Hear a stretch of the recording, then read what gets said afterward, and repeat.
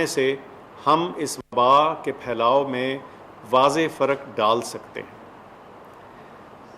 اس کے علاوہ آج ایک اور اہم میٹنگ ہماری ہوئی جس میں تمام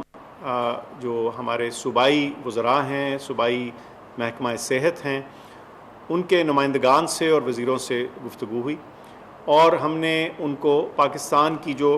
ویکسین اسٹریٹجی ہے اس کے بارے میں، اس کے خد و خال سے آگاہ کیا۔ سب سے پہلے تو یہ کہ پاکستان کی ایک قومی کمٹمنٹ ہے کہ ہم انشاءاللہ اس ویکسین کا حصول ممکن بنائیں گے۔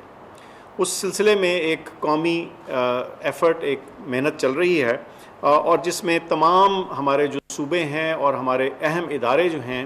جو اس کو کامیاب بنانے میں مددگار ہوں گے، ان سب کو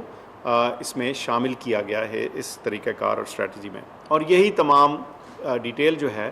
وہ ہمارے پروونشل ہیلتھ منسٹرز اور ڈپارٹمنٹس کے ساتھ شیئر کی گئی۔ وفاقی حکومت اس چیز کو واضح طور پہ انشاءاللہ ممکن بنائے گی کہ جو ویکسین ہے پاکستان میں اویلیبل ہو، اور وہ ایسی ہو جو نہ صرف کہ سیف ہو، یعنی اس کے کوئی سائیڈ ایفیکٹس نہ ہو، بلکہ وہ ایفیکیشس ہو، یعنی کارآمد اور مؤثر ہو۔ اس میں اس کو ممکن بنانے کے لیے جو ہمیں انفارمیشن ٹیکنالوجی کا استعمال کرنا ہے، جو ہمارے موجودہ امیونائزیشن کا سسٹم ہے جس کو EPI بولتے ہیں، اور دیگر جو سپلائی چین میں ہم نے ساری چیزیں دیکھنی ہیں، اس چیز کو ممکن بنانے کے لیے ان سب کو تیار کیا جا چکا ہے، اور کچھ دیگر تیاری بھی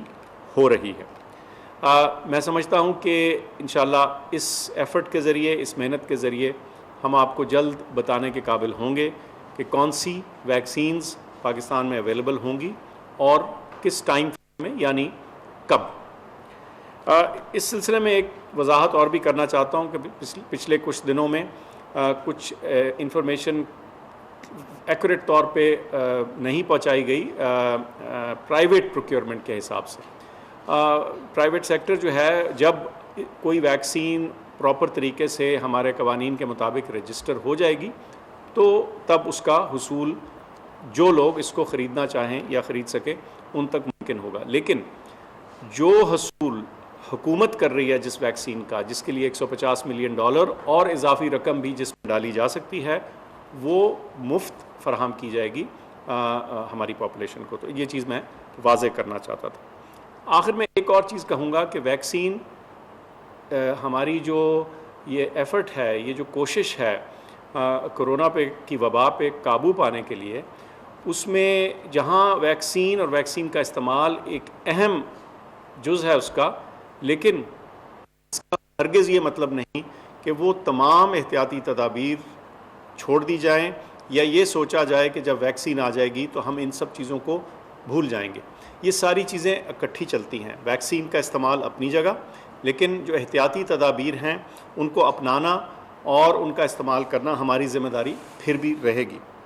آخر میں آگے کرسمس آ رہی ہے، تو میں پاکستان کی مسیحی برادری سے سے اپیل کروں گا کہ جیسے گزشتہ تہوار جیسے عید گزری یا دوسرے تھے، اس میں بھی ہم نے اپیل کی تھی کہ جو احتیاطی تدابیر اڈاپٹ کی جائیں وہ وہی ہونی چاہیے، اور ان کا وہی انداز ہونا چاہیے جیسے کسی بھی اور تہوار میں ہوتا ہے۔ اس کے بارے میں لکھی ہوئی اور تفصیلی جو گائیڈ لائنز ہیں وہ ایشو کی جا چکی ہیں، تاکہ ان کی رہنمائی، ہماری مسیحی برادری کی رہنمائی ہو سکے اپنی کرسمس کو اچھے طریقے سے منانے کی، اور ساتھ ساتھ اپنے آپ کو اور سارے ملک کو سیف رکھنے کی۔ آپ کی توجہ بہت شکریہ۔ کرسمس کی خوشیاں ضرور منائیں، لیکن یہ خوشیاں مناتے وقت احتیاطی تدابیر کا دامن نہ چھوڑیں، یہ اپیل کی گئی ہے مسیحی برادری سے معاون خصوصی برائے صحت ڈاکٹر فیصل سلطان کی جانب سے، جو بتا رہے تھے کہ پاکستان میں روزانہ 2 سے 2.5 ہزار مثبت کیسز رپورٹ ہو رہے ہیں، اور اس طرح سے جو شرح سامنے آ رہی ہے وہ 7 سے 8% روزانہ ہے۔ لیکن انہوں نے یہ بھی بتایا کہ کراچی میں یہ شرح گزشتہ 24 گھنٹے میں 19% تک جا پہنچی تھی۔ ساتھ ہی ساتھ انہوں نے ایک بار پھر سے کہا ہے کہ اس سے بچنے کا واحد طریقہ یہ ہے کہ SOPs پر عمل درآمد کیا جائے، ماسک پہنا جائے، سماجی فاصلہ اختیار کیا جائے اور ہاتھوں کی صفائی کو ممکن بنایا جائے۔ ساتھ ہی ساتھ بتانا ان کا یہ بھی تھا کہ آج تمام صوبائی وزرائے صحت سے اور متعلقہ اداروں کے سربراہان سے ان کی میٹنگ ہوئی ہے۔ ویکسین کے حوالے سے بات کی جا رہی ہے۔ ویکسین کے حوالے سے انہوں نے یہ واضح کیا ہے، یہ کلیئر کیا ہے کہ پاکستان میں تمام جو لوگ ہیں انہیں ویکسین مفت فراہم کی جائے گی۔ NCOC سے یہ مناظر ہم آپ کو براہ راست دکھا رہے تھے۔ مزید خبروں کے لیے ہمارے ساتھ رہیے۔